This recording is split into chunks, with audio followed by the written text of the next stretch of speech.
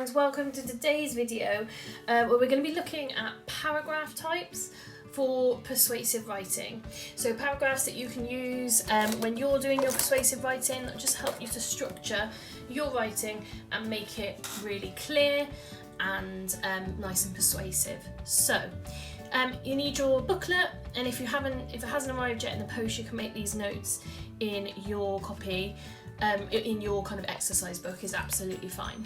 So what we're going to do is we're going to turn to page 22. So it's the same kind of spread of pages from the last video, so you would have filled this bit in, and we're now looking at this section up here.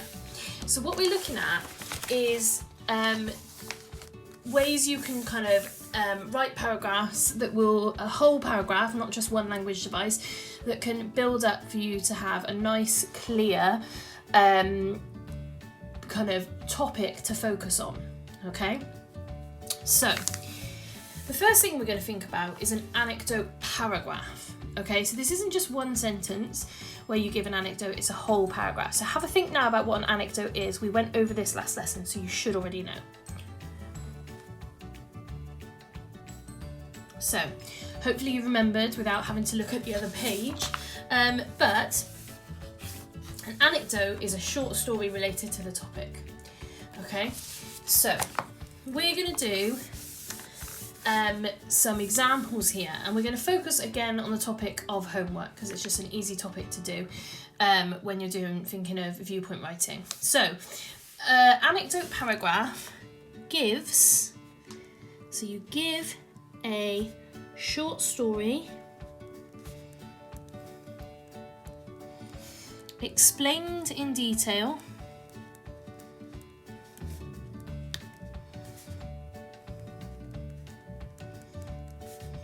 which supports your view on the topic. Okay, so if you just write that down,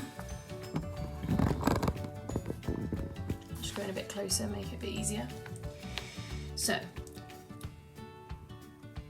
when you have, I'm sure you don't have many arguments, but if you have an argument with another person, maybe a parent, maybe they don't want you to go out one evening, pre-COVID obviously, because you wouldn't be going out now because it's not safe. But say they want you want to go somewhere around a friend's house and they're saying no. You might give them an anecdote, a story of the last time you went to your friend's house where you did something really good, like maybe you did homework together, or you learned how to do something, or you did something good for the community. So you're giving them an anecdote, a short story, which helps to persuade them of how you feel. So we'll do an example for homework, and let's make a little note of it up here. Let's pretend I'm doing a piece of persuasive writing against homework. Okay, so we're going to do, all our examples are going to be against homework.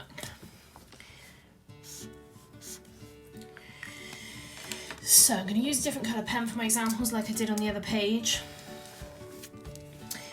So I'm going to put, imagine, we did a bit of this in the on the other page. So imagine being trapped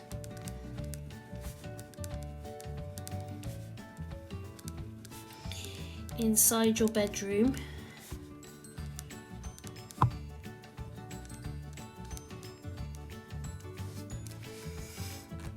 for 5 hours.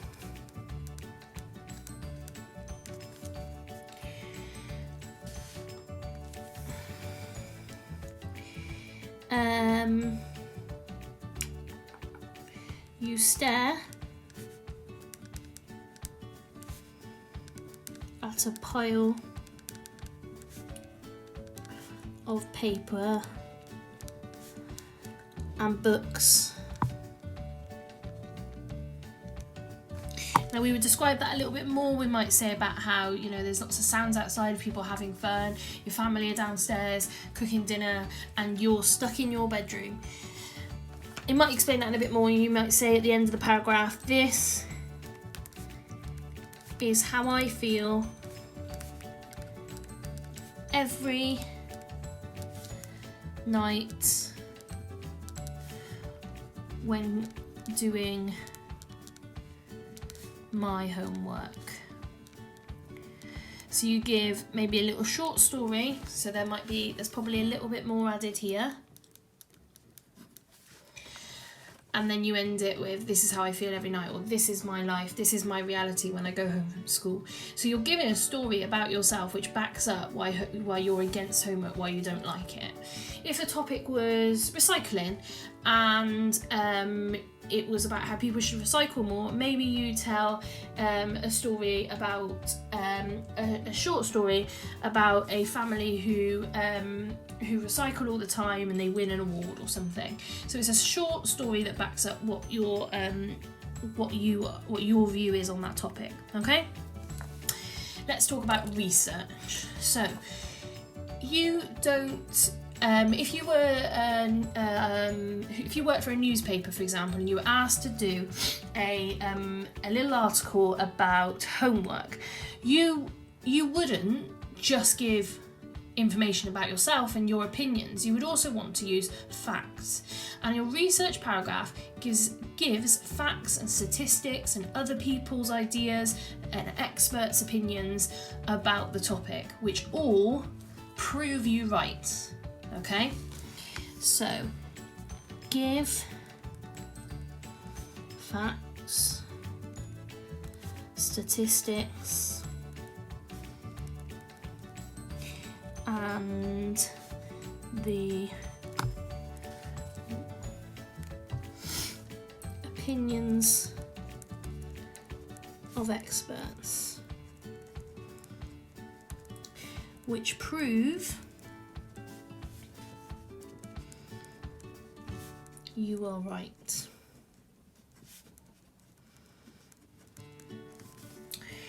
So, for example, I might say, so I'm making this up because obviously if you're doing this in an assessment, you wouldn't be able to do the research. But if you're able to research a piece of writing, then great, obviously. So, in a recent survey of teenagers, let's say something realistic. What do you reckon? 80%, 82% said homework causes them stress. Now, I also maybe want to give the opinion of an expert, but I've got to think about somebody who would know things about homework, okay, which probably isn't going to be, I don't know, someone famous off my famous programme. It needs to be someone who is an expert in this topic, so I might use that. I'm going to just add another fact from this survey. When parents were asked,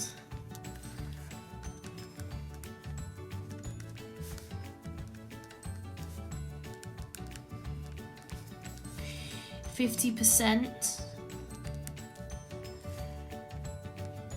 said their child gets too much homework.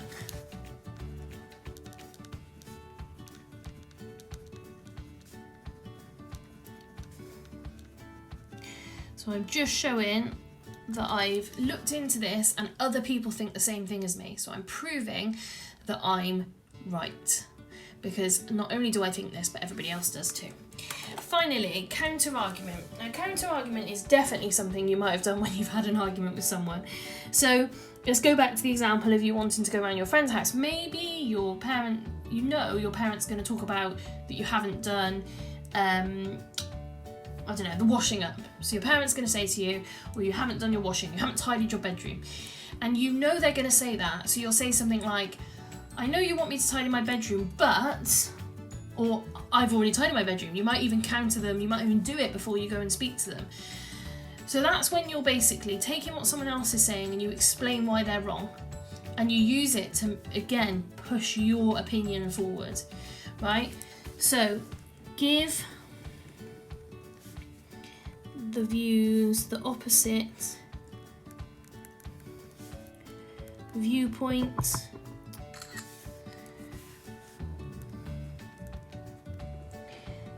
and explain clearly why that person is wrong. So the great thing about this paragraph is that you can use some subordinating connectives, because you can say, whilst these people think that, I actually think this. So you're always explaining why those people are wrong. So we'll do an example like that. So who might think homework is a good thing? Maybe teachers. Whilst teachers believe homework helps students prepare for exams,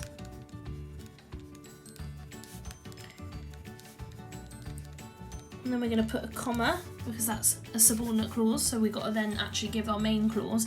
Whilst teachers believe homework helps students prepare for exams, I believe homework only makes students too stressed to revise properly. So I'm saying, well, I know other people think this, but they're wrong because of this. So I know people think this, but I'm going to explain why they're wrong. So that's how you do a counter argument. So 3 really easy ways into doing a piece of persuasive writing where you're not just saying the same thing over and over again, because these are all different kind of ways to focus your paragraph on something that's going to persuade the audience, or if it's a speech, for example, or the reader. So hopefully that was useful, and hopefully you've got all that copied down. And we look forward to speaking to you next week and reading some viewpoint articles that you hopefully will find interesting.